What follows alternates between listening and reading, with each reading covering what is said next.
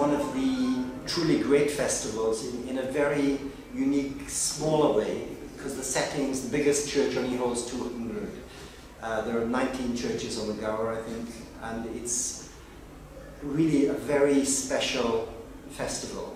It's quite funny because in the Gower, of course, it's very well known, but even in Swansea, possibly people don't really know enough about it because of the uniqueness and size of the churches. I mean, this year we've got Dame Emma Kirkby coming, who's one of the world's leading sopranos, and I'm putting her in two absolutely gorgeous, unique churches in Oxwich and in Llandewi. Each one only holds 85 people, so you've got to book your tickets very early to get in even. But it makes for such a special atmosphere in a concert. I remember going to Aberystwyth with my parents when I was about 5, 6 years old and hearing a pianist called Solomon play with the Royal Philharmonic Orchestra. And it was quite evangelical. I just said I wanted to play piano. So I started piano lessons in Tonna with the organist from the local chapel, then with somebody called Llangennith Jones, who was a wonderful teacher. She taught her daughter Della Jones, who's a very famous mezzo-soprano. And I stayed with her until I won a scholarship to study in Manchester when I was 18. So I was very lucky having this fabulous teacher when I was young. She introduced me to competing in Eisteddfods. So I won competitions from the age of 12, 13, played concertos with the Glamorgan Youth Orchestra. I played about 20 concertos by the time I was 18. So I was incredibly lucky, talented but lucky too. I grew up locally in Meath, and since college days and winning an international competition in Spain, I've gone on to have a truly international career all over the world. So I feel very privileged and very blessed to be invited to be the artistic director of the Gower Festival.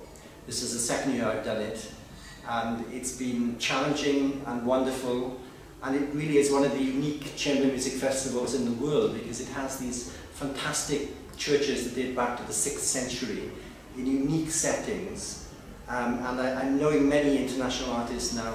We have a fantastic program for this coming year, 2015. 5 have never appeared here before. There's Emma Johnson, the clarinetist, Dame Emma Kirkby, the soprano, Jacob Lindberg, the London Brass Ensemble, which is the top brass ensemble in the world, and one of them actually comes from Pencloud, Gareth Small, so he'll be playing. And in addition, I've also invited back artists who are great favourites with the audience here. So it's a brilliant festival, I think, for all, really. There's different tastes involved. We're going to have a concert with Glenn Miller one evening. Last year we had an incredibly successful concert celebrating the life of Carl Jenkins, where he conducted in his own chapel with a choir, an orchestra. Catherine Finch played. It was the most amazing experience, really. It was full of hoil and hiraeth, as the Welsh would say. As last year was the appearance of the Menywin School, because I first met Menywin 40 years ago, and I actually played for him in concerts, and my main job now is artistic director of the Menywin International Violin Competition that goes around the world. And that was such a special concert of seeing these youngsters play. It's very moving to have the Menywin School Orchestra come and play, and soloists from the school. They performed a piece by Gareth Walters, the last artistic director of the festival. It was quite moving to have his music performed in this concert after his death.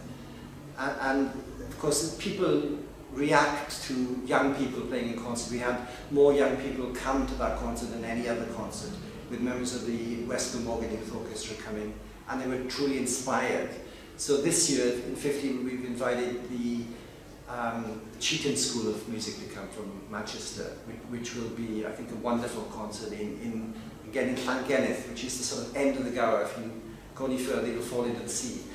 It's quite magical to come out on an evening with the sunset going down and great music in an intimate setting.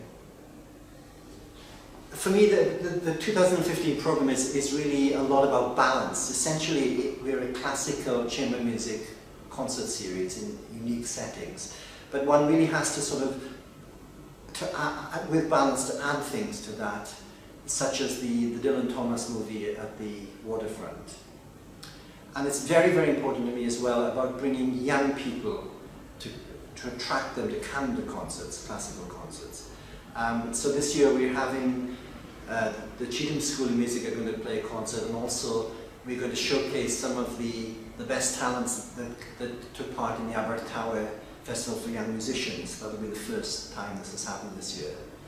And in addition to have pre-concert talks, so the artist actually meets the audience, talks about the program, gives them insights what to look for in the program, and also for them to sort of understand who the artist is. I think this is really important.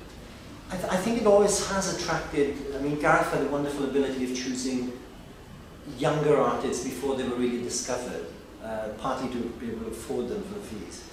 And it does attract international artists. They do know about it, and out of the 13 concerts this year, I think there are 10 different countries represented in the concerts. So it gives it a very international feel. And I hope it will actually encourage a lot of tourism and bringing audiences from, well, all over the world.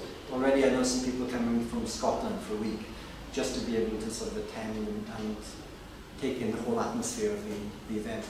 Because it is truly unique, and maybe on a world scale, maybe there aren't many festivals like this in such amazing venues. One point is you definitely need a cushion for these concerts in the churches. It's quite important.